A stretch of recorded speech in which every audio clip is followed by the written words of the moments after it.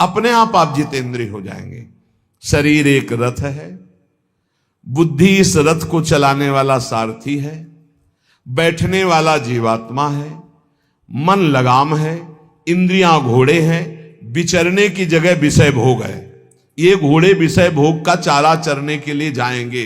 अगर मन रूपी लगाम को बुद्धि रूपी सारथी ने ठीक से खींचा नहीं तो ये खंडक में गिरा देंगे। और गिरे हुए बहुत फंसे हैं, और जीव इतना भोला बन चुका है कि गड्ढे में गिरा है फिर भी वो आनंदित है। वो उसी को सुख समझ रहा है, दुख को ही सुख समझकर। यही तो भगवान की विचित्र माया है। जिसे तुम सुख समझते हो वो सुख की छाया है, समझ पड़ती नहीं ये गिरधर की माया है। भयानक दुख के अंतर में वो डूबा हुआ भयानक परिणामों को प्राप्त होगा, लेकिन उसमें सुख का अनुभव कर रहा है। त्यक्त संगो जित क्रोधो लघ्वाहारो, तो अपने आप जितेंद्रिय हो जाएंगे। देख लेना, घृणा हो जाएगी यार, घृणा। कौन सा ऐसा सुख है जो घृणा के योग्य ना हो? लौकिक बढ़िया से बढ़िया पदार्थ खाओ, तत्काल हम उसे वापस उलटते हैं, देखने लायक नहीं रह जाएगा। चिकनी चमड़ी केवल देखकर फंस रहे हैं, कुछ नहीं, पूरा जीवन बर्बाद हो जाता है। धर्म के लिए तो सेवन करने के लिए ठीक है, बकाया भगवत प्राप्ति के लिए जितेंद्रिय चलो, ठीक से चलो। पिधाय बुद्ध्या द्वाराणि मनो ध्याने निवेशयेत्, शून्य स्वेवावकाके गुहासु च वनेषु च, नित्य युक्ता सदा योगी ध्यानम सम्यक उपक्रमेत। श्री दत्तात्रेय जी महाराज कह रहे हैं, बुद्धि को परमात्म चिंतन से इतनी बलवान बनाओ कि अपनी इंद्रियों के द्वारों से घसीट कर उसे भगवान में स्थित करो। हर इंद्रिय द्वार बंद, अंतर्मुख इंद्रियों को करके परमात्म चिंतन में लग। शून्य स्वेवावकाशेषु, एकांत स्थल में कुछ देर बैठने का अभ्यास करना चाहिए। एकांत सुख मास्यताम, 24 घंटे में 48 मिनट का तो रख ही लो शांत एकांत। अपने कमरे में शयन के समय आधा पौन घंटा अगर आप निकाल पावे, बड़ा आनंद आएगा। 24 घंटे आप सेवा दिनचर्या में लगे, आधा घंटे निकाल लो या 48 मिनट शांत बैठ जाओ। बिल्कुल कोई माला नहीं, कोई क्रिया नहीं, बिल्कुल आप इस बात को देखना करके शांत बैठो। पहले बैठ जाओ। अब देखो आपका मन कहां है, तत्काल देखिए। जो ही शांत बैठे, अब है कहां? जो सामने रूप आ रहा है, चाहे वो वस्तु हो, व्यक्ति हो, स्थान हो, उसमें तुम्हारी ममता है, उससे तुम्हारा संबंध है। वस्तु, व्यक्ति, स्थान, प्रभु आ रहे हैं कि संसार का कोई वस्तु, व्यक्ति, स्थान आ रहा है? यदि कोई संसार का वस्तु, व्यक्ति, स्थान आ रहा है तो तत्काल उसमें भगवत भावना करो, या वहां से हटा के तत्काल अपने गुरुमंत्र में लगाओ। शांत एकदम बैठो। अब उस समय जांच करो कितनी बार किसका रूप आया। प्रभु का कितनी बार आया, संसार, और जिसका जितनी बार आए उससे अधिक नंबर देखिए कि 5 बार तो उस पुरुष का आया, 5 बार उस स्त्री का आया, और एको बार प्रियाजू का नहीं आया। इसका मतलब अभी प्रियाजू में हमारा मन नहीं लगा, अभी यहां स्त्री पुरुष में, वस्तु में, व्यक्ति में, स्थान में लगा।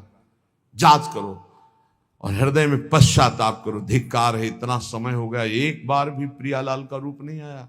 यही सांसारिक रूप आ रहे, ये सांसारिक वस्तुएं आ रही। धिक्कार है हमारे मन को, धिक्कार है हमारे जीवन को। ये हम आपको आंतरिक बात कह रहे हैं।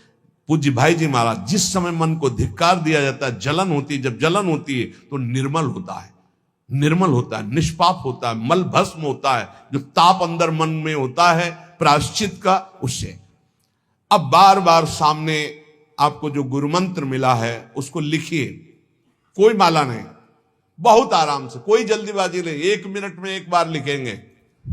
यहां कोई संख्या हम नहीं बोल रहे, यहां कोई आपको नहीं कि 108 बार करना है कि 50 बार करना, 5 बार करो केवल। हम कह रहे 5 बार आराम से लिख रहे हैं। शांत बैठे, खूब आराम से बढ़िया रा बहुत बढ़िया, धा, राधा, राधा, रात। आप देख लीजिए, अब ये भाग जहां रहा है, पकड़ो कहां भाग के जा रहा है। इस वस्तु से क्या संबंध है, इस व्यक्ति से क्या संबंध है, कितनी बार इसको छुआ है, देखा है, भोगा है, मिले हैं, सूंघा है, कितनी जन्मों में। धिक्कार तुझे मन, जो तू राधा नाम को छोड़कर, प्रियाजू के इस अमृत में नाम को छोड़कर भाग रहा है, फिर उसे लाओ नाम में, फिर लाओ नाम में।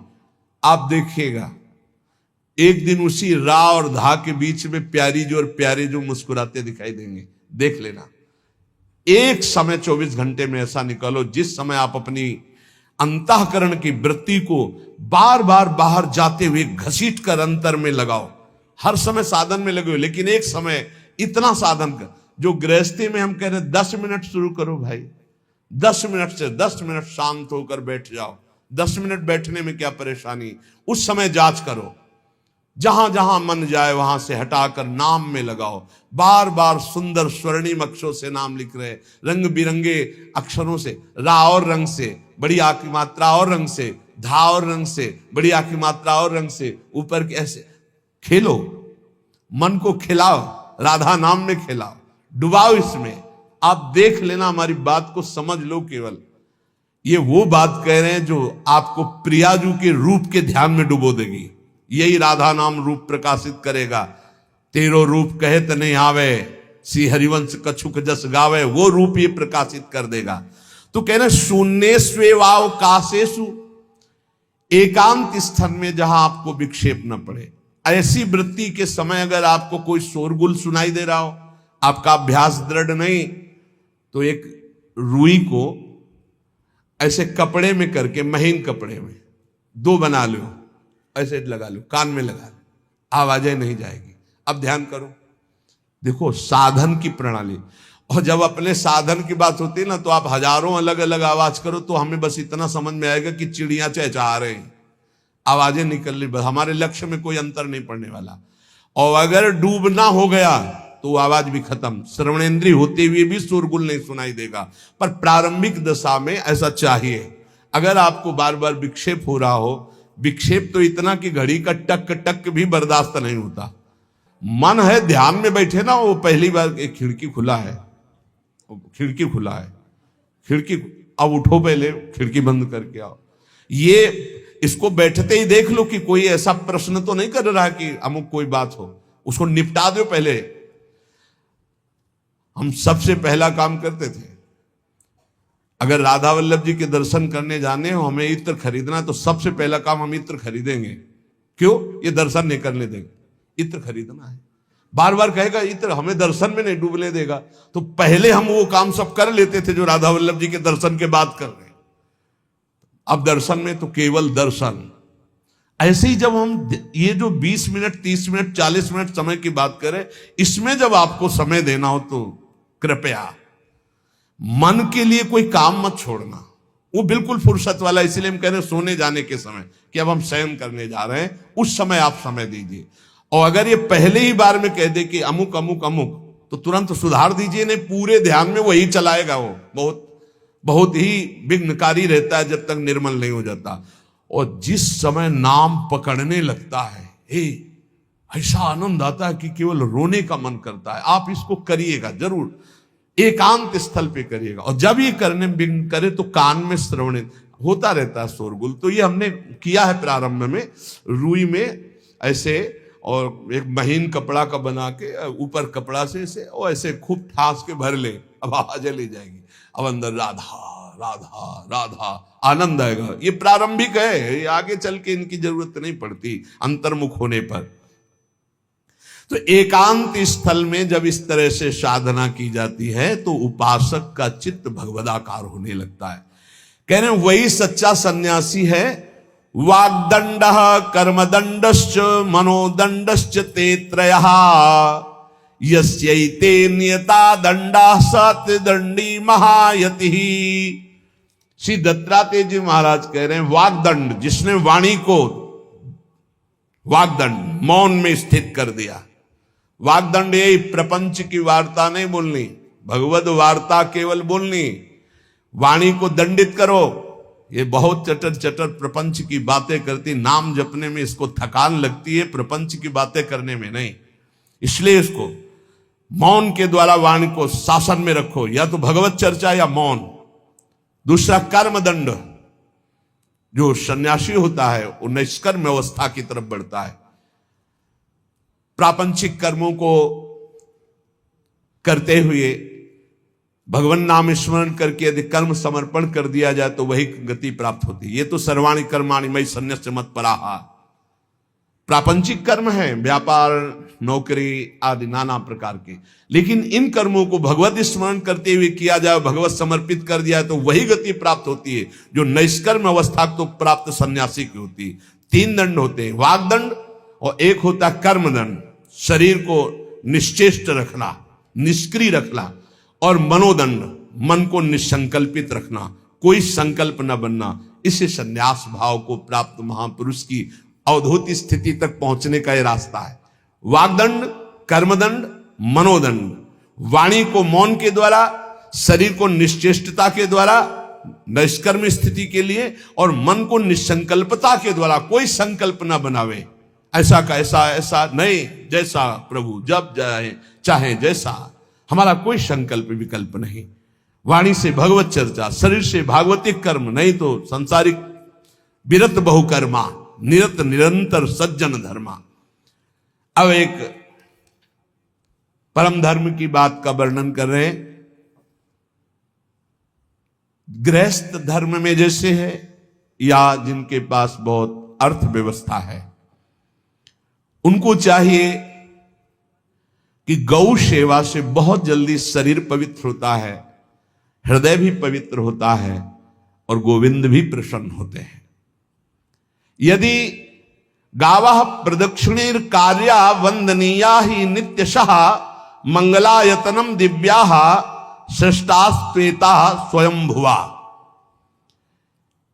यदि गाय घर में पाली जाए या गौशाला खोली जाए और गौओं की सेवा की जाए, जिनके पास अर्थ है, भाव है, भगवान स्वयं श्री कृष्णचंद्र जी ने गौ सेवा स्वीकार की, गौवें चराई।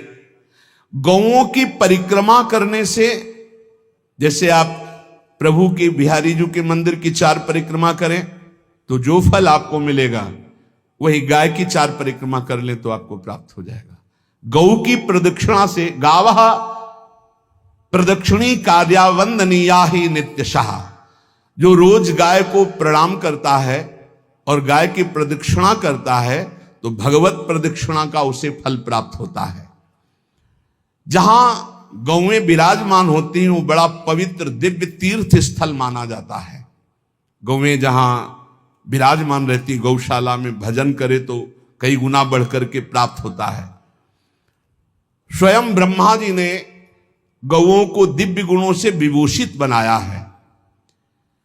अप्यागाराणि विप्राणाम देवतायतनानि च यद गोमयेन शुद्ध्यंतिम किम ब्रूमो हृदिकम ततः।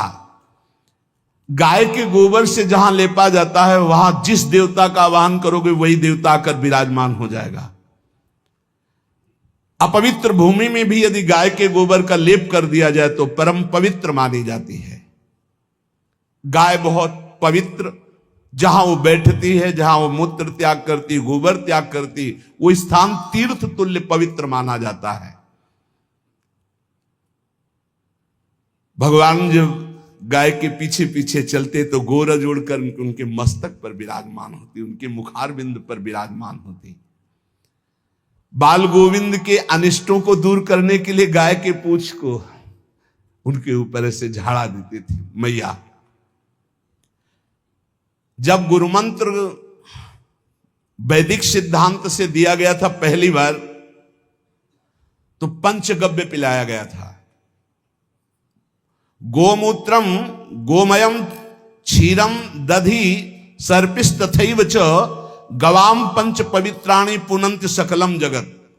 कितना भी बड़ा पापी हो, अगर पंचगव्य पिलाया जाए तो वो वैदिक मंत्रों को स्वीकार करने लायक हो जाता है, पवित्र हो जाता है। पंचगव्य में 5 चीजें गाय की होती है। गाय का मूत्र, गाय का गोबर, गाय का दूध, गाय का दही और गाय का घी, ये पांचों मिलाकर पंचगव्य पिलाया गया था। पहली बार जब वैदिक मंत्र दिया गया था तो पंचगव्य बनवाया था गुरुदेव भगवान ने संन्यास, और वो पिलाया था। ये पंचगव्य पिलाने से अपवित्रता का नाश होकर पवित्रता का संचार होता है। इसलिए धन्य है उनका जीवन जो गौ सेवा परायण है भगवत भाव से, गाय में साक्षात भगवान का भाव रखकर गौ सेवा करते हैं। त्रिषिता गौर गृहे बद्धा गेहे कन्या रजस्वला देवशास्त्र सन्निर्माल्य हंति पुण्यम पुराकृतम। यदि घर में गाय बंधी है और भूखी है और प्यासी है तो तुम्हारे सारे पुण्य नष्ट हो जाएंगे। अगर घर में रजस्वला कन्या बहुत काल तक है और उसका विवाह आप नहीं कर रहे हैं तो आपके सारे सुकृत नष्ट हो जाएंगे। यदि घर में ठाकुर जी विराजमान है, कर का पहनाया हुआ माला सुबह तुमने देख लिया तो तुम्हारे सारे पुण्य नष्ट हो जाएंगे, क्योंकि शयन कराते समय तुमने उतारा नहीं, अर्थात तुम सेवा में प्रमाद करते हो। तो देवतास्त्र सन्निर्माल्य हंति पुण्यम पुराकृतम। जैसे सुबह श्रृंगार किया तो रात्रि के शयन के समय वो हटा लेने चाहिए माले। जब हम शयन कराते हैं तो भले पुष्प शैया पे शयन कराएं पर माला नहीं धारण कराएं। श्रृंगार का माला अगर दूसरे दिन दर्शन किए क्यों पहने ठाकुर जी, तो तुम्हारे सुकृत नष्ट हो जाएंगे। गाय बंदी हो घर में, वो प्यासी है और भूखी है, तुम्हारे सुकृत नष्ट हो जाएंगे। त्रिषिता गौर गृहे बद्धा, क्योंकि तुम्हारे पास है, सेवा करना चाहिए। यो वै गाम प्रतिसिद्धेन्तो चरंतिम च स्वतरणम नरहा तस्य पूर्वे च पितरा कंपन्ते पतनोन्मुखा। यदि गाय हरी हरी घास चर रही कहीं और तुमने डंडा ऊपर प्रहार किया और लाठी मारी तो तुम्हारे पितर खोपड़ी के बल नरक जाने के लिए तैयार हो गए। ये लिखा है चरंतिम स्वम तृणम नरहा तो तस्य पूर्वे च पितरा कंपन्ते पतनोन्मुखा। इसीलिए क्या भारत से कहीं किसी की तुलना हो सकती है जहां गौ को माता की पदवी दी गई, जहां गौ को हम आराध्य देव के रूप में मानते हैं, आराधना करते हैं। गौ रक्षा, गौ सेवा, ये बहुत बड़ा इसमें छुपा हुआ है। स्वयं भगवान अवतरित होकर गौ जब गाय के रूप में पृथ्वी रमाती तो भगवान का अवतार हुआ है। बड़ा विचित्र समय आता चला जा रहा है कि अब आधुनिक यंत्रों की ऐसी सेवाएं हो गई बड़ी बड़ी कि अब ना बैल की जरूरत है, और ऐसे दूध की महंगाई बन गई कि अब देसी गाय 2 लीटर 3 लीटर 4 लीटर, और ऐसी ऐसी कि 20-20 25-25 लीटर दे तो कौन देसी गाय को। तो गौओं का सेवा का भावना शास्त्र आज्ञा करता है कि जो प्रतिदिन अग्रग्रासे परोभावा कर्तव्यो भक्ति तोन्वहम अकृत्वा स्वयं आहारम कुर्वम नापनोति दुर्गतिम। जे ही तुम्हारे गृहस्थ में घरों में पहले होता था, अब तो भगवान जाने, जे ही पहली रोटी तवा में गई तो वो निकाल करके पक्की रखी जाती थी गौग्रास के लिए, पहला रसोई में। तो इसमें लिखा प्रतिदिन स्वभोजनम, पहले स्वयं भोजन न करके गाय के लिए ग्रास निकालना चाहिए। तो जिनके पास अर्थव्यवस्था जो गृहस्थ धर्म में है या जिनके पास अर्थ है, कुछ रोज 1 रुपया निकालो। हम कह रहे रोज निकालो तो महीने में 30 रुपया होते। 30 रुपया में एक गाय को हरी घास तो एक टाइम पवा ही सकते हो ना, बहुत नहीं है तो 1-1 रुपया निकाल के अगर एक गाय को चारा दोगे तो एक बार का भोजन तो हो ही सकता है। 30 रुपया में हरी घास जाकर के उसके दावा एक बार तो पवा दोगे ना। अग्रग्रासे परोभावा कर्तव्य भक्ति तोन, हम भक्ति पूर्वक गाय को 1 ग्रास भोजन में 1 रोटी तो निकालना चाहिए गाय के लिए, ऐसा शास्त्र आज्ञा कहता है। जो ऐसा करता है तो अकृत्वा स्वयमाहारम कुर्वन् नाप्नोति दुर्गतिम, अपने आहार से 1 रोटी निकालकर गाय को देता है और स्वयं 3 रोटी भले पाले 1 रोटी गाय को दे दी तो बोले उसकी दुर्गति नहीं होगी, अर्थात उसके अंदर भाव बढ़ता चला जाएगा वो भगवान की भक्ति में। और तेनाग्नयो हुता सम्यक पितरश्चापि तर्पिताः देवास्त्र पूजितास्ते न यो ददात गवान्हिकम, जो प्रतिदिन गौग्रास निकालता है, अर्पित करता है, तो उसको अग्निहोत्र करने का फल मिलता है, उसके पितरों को तृप्ति मिलती है और समस्त देवताओं के पूजन का फल मिल जाता है जो गौग्रास निकालता है। यो वै ताड्यते यष्ट्याधेनुम मर्त्यो विमूढ़धि, जो मूर्ख मनुष्य, जैसे अब गाय दूध नहीं दे रही, मार डंडे डंडे मार रहे हैं, इंजेक्शन लगा रहे हैं, ऐसे वैसे कर रहे हैं, उसको ताड़ना दे रहे हैं, तो बोले जो मूढ़ बुद्धि मूर्ख मनुष्य, यो वै ताड़ते यष्ट्याधेनुम मर्त्यो विमूढ़धि, वो गाय को लाठी से मारता है, डंडे से मारता है, हाथों से मारता है, तो धर्मराजस्य नगरेशा याति करवर्जिताहा, धर्मराज जी पहले अपने नरक में ले जा करके उसके कहते थोड़े थोड़े तिल तिल करके पहले इसके हाथ काटो, मरना है नहीं वहां, अब आराम आराम से थोड़े थोड़े पहले हाथ वर्जिताहा, इन्हीं हाथों से गाय को मारा था ना, तो ऐसे थोड़ा थोड़ा काटा जाता है उसके हाथ, कर वर्जिताहा, उसके दोनों हाथ काट करके थोड़े थोड़े। यो वै दंसान वार्यति तस्य पूर्वे कृतार्थ काहा, नृत्यंत सवादिस्मास तरिष्यति भाग्यवान, जो गौ के शरीर को स्नान कराता है, गौ के शरीर को कीट आदि से मच्छर आदि से रक्षा करता है, और खूब अच्छा अच्छा पदार्थ गौ को, केवल दूध के लोभ से नहीं, ये हम गौ सेवा की बात कर रहे हैं, ये कि नहीं वहां 10 लीटर दूध देती तो हाथ फेरो, जब दूध नहीं देती है तो चारा भी ठीक से नहीं दे रहे, और उसके ये स्वार्थी हो, गौ सेवा का बात नहीं, वो दूध का लोभी केवल व्यापार की बात करता है। गौ सेवा का तात्पर्य है गौ सेवा, केवल खूब बछड़े को पिला दिया प्रसाद रूप से, जो दूध मिला उसका अपने सेवन की, वो बात तो अलग है। अब बछड़े को तो जरा सा केवल पिन्हाने के लिए कर दिया और खूब सारा दूध लीटर में नाप करके जा रहा है, और उस समय तक तो खवाओ पियाओगे ही खूब अच्छे से, इसके बाद जब दूध देना बंद किया तो उसका आदर सत्कार खत्म, खोल के बाहर ऐसे वो प्लास्टिक खाते घूम रही है, तो ये गौ सेवा नहीं मानी जाएगी, वो स्वार्थ पूर्ति मानी जाएगी। जो सदैव गौ सेवा करता है, उसके डांस मच्छर हटाता है, स्नान कराता है, पीठ में हाथ फेरता है, उसके पूर्वज जो पितर होते हैं वो नाच पड़ते हैं, उनका मंगल होना शुरू हो जाता है कि हमारे वंश में गौ सेवक पैदा हुआ, बड़ा भाग्यवान है, और वो गौ के द्वारा हमें तार देगा, ऐसा भाव। गौ सेवा हमारे सनातन धर्म में बहुत बड़ा स्थान गौ सेवा का है। पर एक बात ध्यान रखें, इन सब सेवा का फल है भगवान के चिंतन में निरंतर वृत्ति डूब जाए, हमारी एक एक वृत्ति एक एक क्षण भगवान के चिंतन में डूब जाए।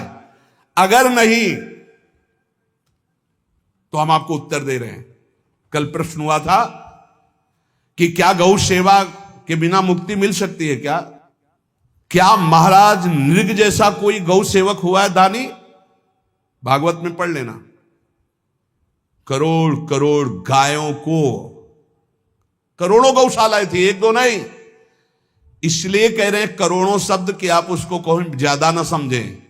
पृथ्वी के कोई भूमि के कण गिन सकता है, बारिश की बूंदे गिन सकता है, लेकिन महाराज नृग की गौएं जितनी दान की गई वो गिनी नहीं जा सकती थी, ऐसा वर्णन आता है।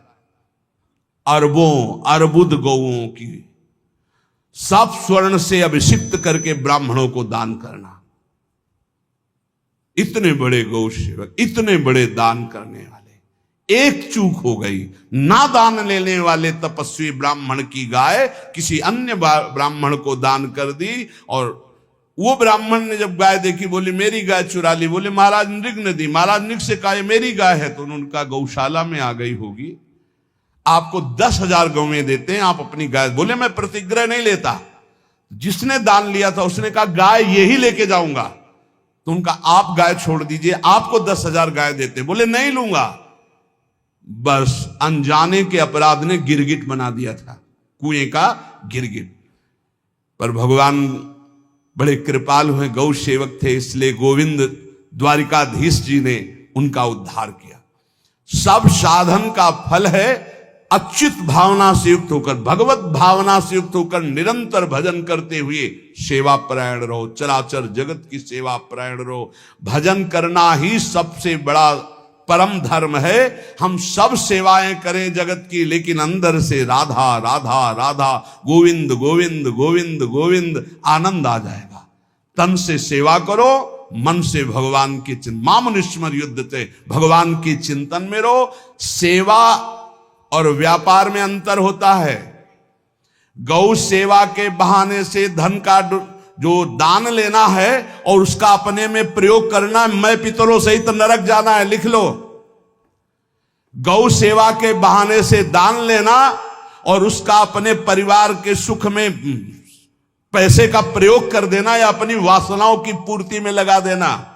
आया गौ सेवा के लिए और आप प्रयोग कर रहे हैं गाड़ी घोड़ा नाना प्रकार के सांसारिक भोगों में, तो लिख लो पितर सहित तुम्हारे नरक जाएंगे, क्योंकि गौ सेवा के लिए आया है।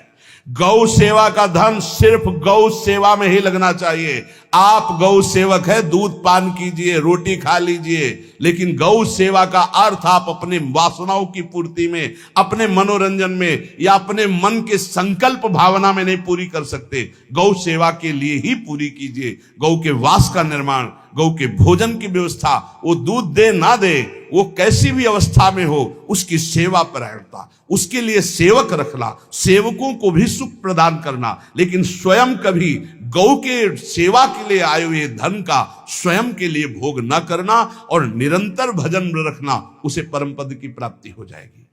इसलिए हमारे सनातन धर्म में गौ सेवा का विशेष महत्व है और इस महत्व को सबको स्वीकार करना चाहिए। यदि आप गौ पालन स्वयं नहीं कर सकते तो 4 लोग मिलकर के, क्योंकि आज जो गायों की व्यवस्था वो बड़ी दयनीय हो रही है। दयनीय इसलिए हो रही कि दूध की अधिकता के चाह रखने वाले भैंस रखते हैं या विदेशी गाय रखते हैं। अपनी भारतीय जो देसी गाय है वो उतना अधिक नहीं देती कि 40 लीटर 30 लीटर 25 लीटर, बहुत अधिक देगी तो 5 और 8 लीटर। देसी शुद्ध गाय अपनी जो है वो 8-10 लीटर, बहुत जब व्यवस्था हो। नहीं तो अपने गांव में तो देखा है 2-2.5-3 लीटर से ज्यादा नहीं देंगे, 1.5 लीटर इधर 1.5 लीटर उधर, या बहुत हुआ तो 2 लीटर 2 लीटर, पर वो स्वर्णिम दूध होता है। जो दूध की चाह रखने वाले जन थे अब वो गायों को नहीं रखते, देसी गायों को कोई बिरला ही रखता है। अब पहले बैलों की जरूरत होती थी, गाय बछड़ा दिया तो आनंद होता था कि किसानी के काम में। अब तो ट्रैक्टर है तो बैलों की जरूरत नहीं। अधिक दूध के लिए, अरे अब तो पशुओं की जरूरत नहीं, केमिकल से दूध बन रहे हैं, टैंकर के टैंकर। तो फिर हमारी जो गायें हैं उनकी बड़ी दुर्दशा हो रही। तो हमें चाहिए कि जो गृहस्थ जन हैं, धनी मानी जन हैं, या जिनके पास शरीर व्यवस्था, बौद्धिक स्तर सेवा परायण, अर्थव्यवस्था, वो थोड़ा 4 गाय की व्यवस्था करके उनकी सेवा करें, क्योंकि हमारे सनातन धर्म का स्वरूप है जहां मां पदवी दी गई है गांव को, गौ माता कहा गया है। गौ में समस्त देवता विराजमान है। गौ का बहुत बड़ा महत्व वर्णन किया गया धर्म शास्त्रों में। यहां तक कि जब कोई ऋषि नाराज होता था तो आगे गाय करके जाया जाता था तो क्षमा हो जाती थी, गाय को देखते ही वो क्षमा कर देते थे। बहुत महिमा वर्णन की गई है गौ की। इसलिए जिसको भी अगर नहीं अर्थव्यवस्था है तो एक रोटी तो निकाल सकते हो ना। तुम्हारी रसोई में रोटी बने तो पहली रोटी निकाल लो, और आसपास जहां गाय बंधी हो तो उसको दे आओ जाकर, तो कम से कम धर्म का पालन हो जाएगा, गौ सेवा बन जाएगी। तो गौ सेवा, चराचर जगत की सेवा, भगवत सेवा, सबका फल है। फिर प्रारंभ में आ जाइए स्मृति। योगी हो तो चित्त की वृत्ति का निरोध करके परमात्माकार, ज्ञानी है तो चित्त वृत्ति का लय करके स्वरूप स्थित, भक्त है तो एक एक वृत्ति सावई मनः कृष्ण पदार विंदयो। भगवान के चरण में, भगवान के नाम में, भगवान के रूप में, भगवान की लीलाओं में। स्मृति अगर नहीं तो सब साधन अधूरा, और स्मृति तो हर साधन पूरा। इसलिए एक बार कमर कस लो, चाहे जगत की सेवा करो, चाहे जिस कार्य में लगे हो, तुम्हारी स्मृति प्रभु में लगी हो। स्मृति के बिना हम जीवन का कोई महत्व नहीं समझते। स्मृति विहीन जीवन सब व्यर्थ। इसीलिए उन परमहंसों के चरणों में स्वयं भगवान चरण रज लेने के लिए पीछे डोलते हैं, जो निरपेक्षम मुनिम शांतम निर्वैरम समदर्शनम अनुब्रजाम्यम नित्यम पुयत्यंगुरेण भी। ना कोई प्रतिज्ञा, ना कोई चाह, ना कोई इच्छा, निरंतर भगवदाकार वृत्ति, निरपेक्षम मननशील, द्वंद्व विमुक्ता, जो शांत हैं, जो किसी से वैर नहीं रखते, भगवदाकार वृत्ति, उसी मार्ग के आप पथिक है। सर्वतो भावेन, अपने मन को समेट लो धर्म और कर्म दोनों से, और साब त्यज लोक धर्मान, और परम धर्म का सेवन करते हुए समस्त चराचर जगत को भगवत स्वरूप निरखते हुए इसी जन्म में परम पद को प्राप्त हो जाओ। सत्संग का सार हमारा शरीर है, इससे सेवाएं बने, हमारा मन है, इससे चिंतन बने, हमारी वाणी है, इससे लीला गुण का गायन करें, और हम स्वयं परमात्म अंश हैं, परमात्म स्वरूप है, ऐसी ठसक बनी रहे, जीवन मुक्त ही हो। स्वार्थ को लेकर किया गया धर्म रंग नहीं लाता। निष्काम किया हुआ छोटा सा भी धर्म परमार्थ की ऊंचाई पर चढ़ा देगा। ध्यान रखना, परमार्थ की ऊंचाई पर चढ़ा देगा। इसलिए निष्कामता सब सोहित, निष्कामति। श्री वृंदावन विश्राम श्री राधा वल्लभ लाल को हृदय ध्यान मुख नाम।